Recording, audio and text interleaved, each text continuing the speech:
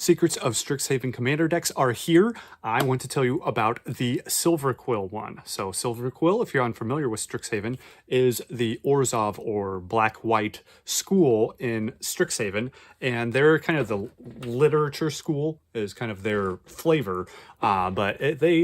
This deck in particular, the commander, his name is Killian. And what he does, I'll just read what he does for you. He's 2/3 that costs 3 mana.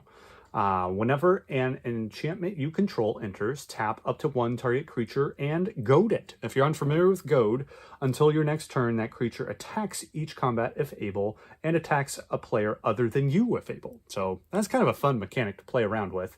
Then he also has another ability. Whenever one or more creatures that are enchanted by an aura you control attack, draw a card. So, hey, I'm a fan of card draw, but I think the main thing, what this deck is wanting you to do, whenever I played around with it, it was you have your commander and you're just goading as many of your opponent's creatures as possible, which is kind of fun if you're kind of into a trolley type feeling deck. This is kind of what it is.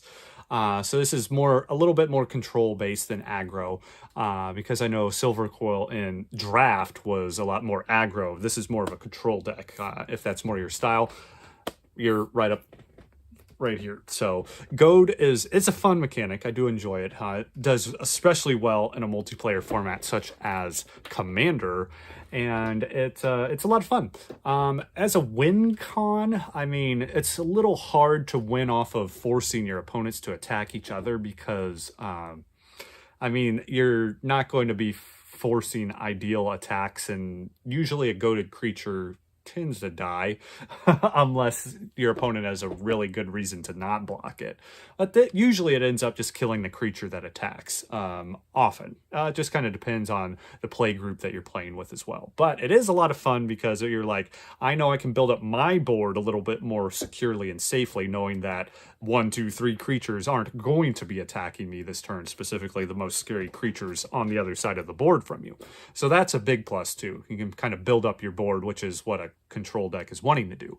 And my favorite thing about this deck is that I'm an old fogey, and they reprinted land attacks in this deck. Not only that, also Animate Dead. So 2 of my old school favorite vintage cards right here. Land taxes from Legends all the way back in 1994. Really annoying card that can get you a lot of extra land if needed, if your opponents have more land than you, which if you're playing like a blue-green rampy deck, like, yeah, they're going to have more land than you. It's going to be pretty easy to trigger your land tax in a multiplayer format such as Commander. And Animate Dead is like the original reanimate spell, and it's a enchant creature, which is exactly what your commander is looking for. So I have to say, this deck was a lot of fun. I would recommend you get it. So just want to, if you're curious, before I leave, I'll just let you kind of see